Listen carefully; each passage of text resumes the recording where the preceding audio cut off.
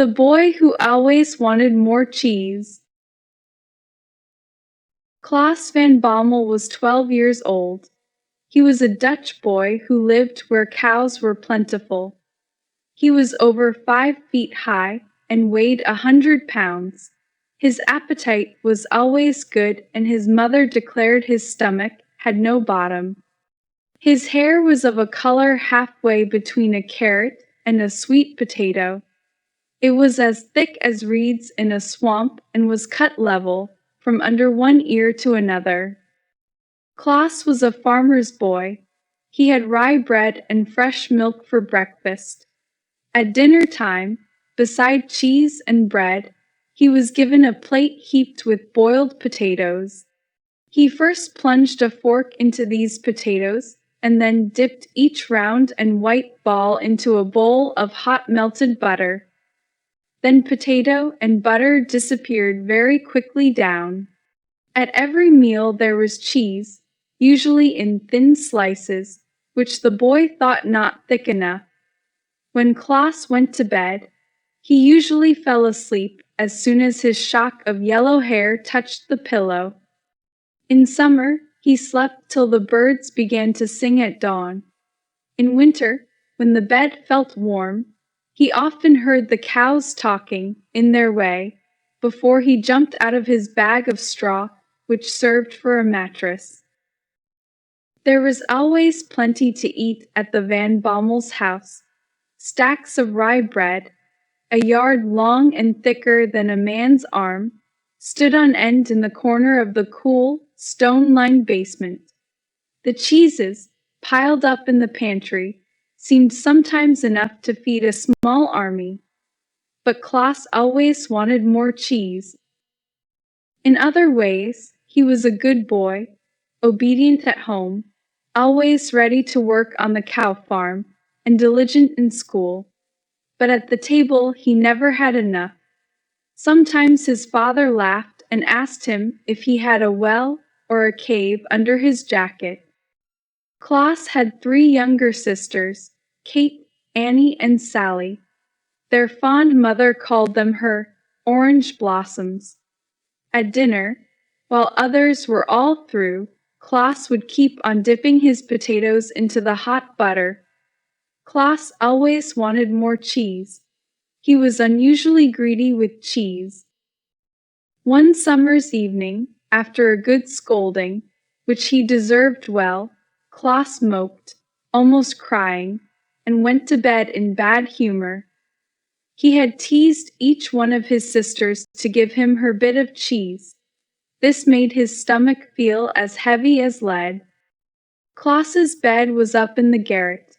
When the house was first built, one of the red tiles of the roof had been taken out and another one, made of glass, was put in its place. In the morning, this gave the boy light to put on his clothes. At night, it supplied air to his room. A gentle breeze was blowing from the pine woods on the sandy slope, not far away, so Klaas climbed up on the stool to sniff the sweet piney odors.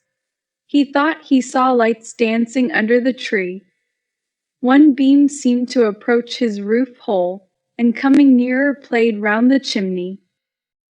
Then it passed to and fro in front of him. It seemed to whisper in his ear as it moved by. It looked very much as if 100 fireflies had united their cold light into one lamp. Then Klaas thought that the strange beams bore the shape of a lovely girl, but he only laughed at himself. Pretty soon, however, he thought the whisper became a voice. Again, he laughed so heartily that he forgot his moping and the scolding his mother had given him. In fact, his eyes twinkled with delight when the voice gave this invitation. "There's plenty of cheese, come with us." To make sure of it, the sleepy boy now rubbed his eyes and cocked his ears. Again, the light-bearer spoke to him. Did he come for cheese? Could it be? He had heard old people tell of the ladies of the wood that whispered and warned travelers. In fact, He himself had often seen the fairies' ring in the pine woods. Now the flame lady was inviting him. Again and again the moving, cold light circled round the red tile roof, which the moon, then rising and peeping over the chimneys, seemed to turn into silver plates. As the disk rose higher in the sky, he could hardly see the moving light that had looked like a lady, but the voice, no longer a whisper as at first, was now even plainer. "There's plenty of cheese. Come with us. I'll see what it is, anyhow," said Klaus as he drew on his thick woolen stockings and prepared to go downstairs and out, without waking a soul. At the door he stepped into his wooden shoes. Just then the cat purred and rubbed up against his shins. He jumped because he was scared. Looking down for a moment, he saw the two balls of yellow fire in her head and knew what they were. Then he sped to the pine woods and towards the circle.